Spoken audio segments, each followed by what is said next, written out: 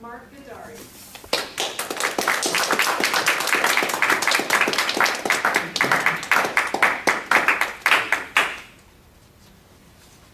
That title has two parts.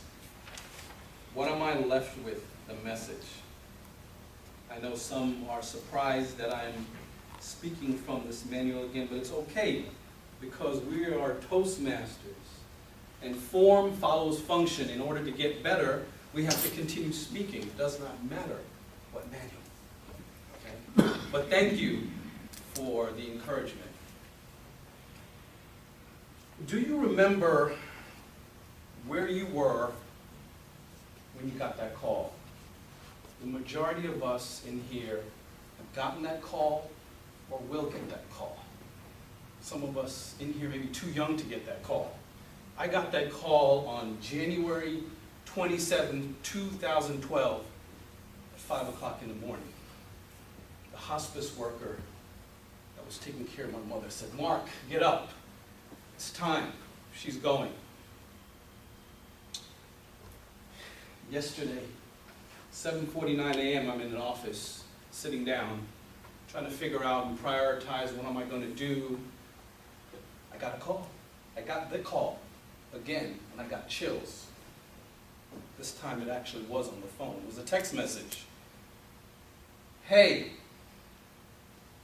I'm letting you know that my brother and your friend, Shango Mwanza, died today. He will be missed." Shango Mwanza was one of my martial arts instructors. Several weeks ago, I shared with Suncoast Toastmasters guests my background in the martial arts and how much it has affected my life. Now, my goal tonight is to not be nebulous in my message, but to share with you, again, what I'm left with. With my mother's passing, what am I left with? The message. With my instructor's passing, what am I left with? The message. What's significant about Sensei Shango Mwanza?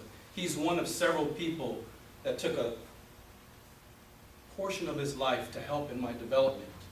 Initially, I had the opportunity to work out with his brother, who focused on the physical side of my training.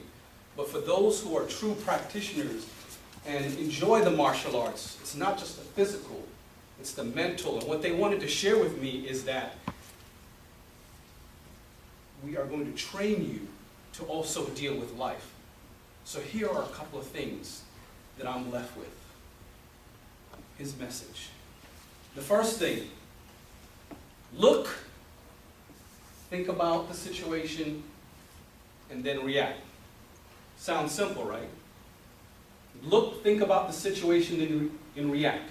The emotional one is the controlled one. The quality of decision-making goes down when emotion becomes involved.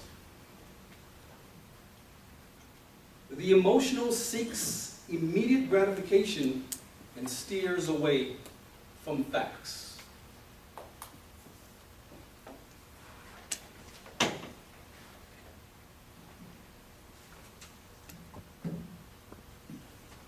The other message, or the second message, is the duality in nature. And it's all around us, plus, minus, male or female. Lawyers can tell you, there's your story, then there's your story, but then there's the correct story.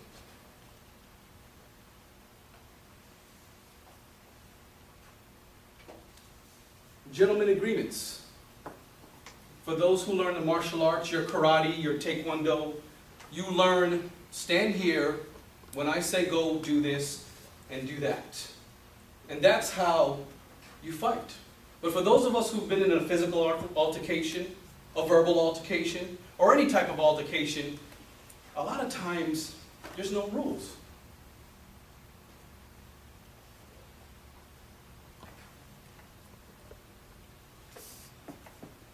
Adding to that, inside everybody, there's a good guy and there's a bad guy. You have to overcome your tendency in fighting to want to use good guy techniques when bad guy techniques are what's necessary. I think about, and this is not a political ploy in any way or anything like that. I think about our current political process. And we all think about my feelings on this side. It should be good, it should be right. But we know that there's some bad guy things going on. Maybe they'll win. Who knows? You know?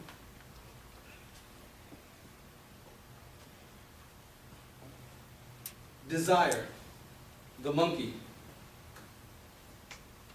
Supposedly, one of the ways that monkeys are caught wherever, Africa, in other countries, is the person would lay a bottle with some peanuts, with an opening that's just large enough for the monkey to slip its hands through. They'll tie a rope to the end of it, and they'll either hide in the bushes or they'll walk away. The monkey's desire, they see the bottle. Of course, they don't understand the whole concept. They'll stick their hand into that bottle. They'll make that fist. But guess what? They can't get it out. That desire. They eventually get trapped, zoo, eaten, whatever the case may be. Symbolic again for our desire. Maybe you need to let go in your life, your decision. Something could positively change for you. One of my favorites here, again, not trying to be nebulous.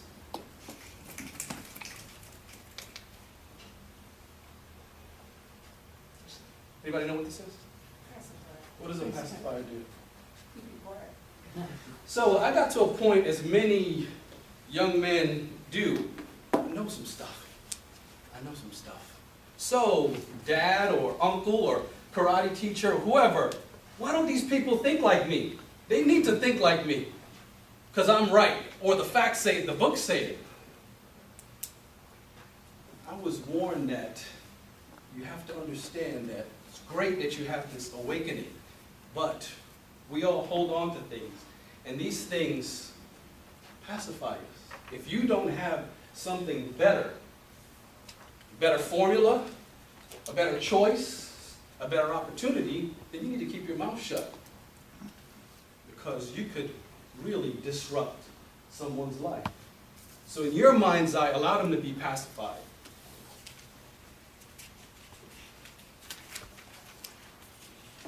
Something I caught on to, and I'll close on that, what Cameron said.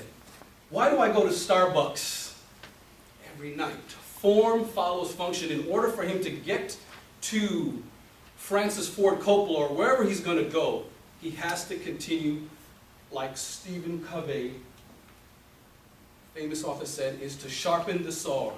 Form follows function. He's not going to get there if he does not continue to go and practice every day.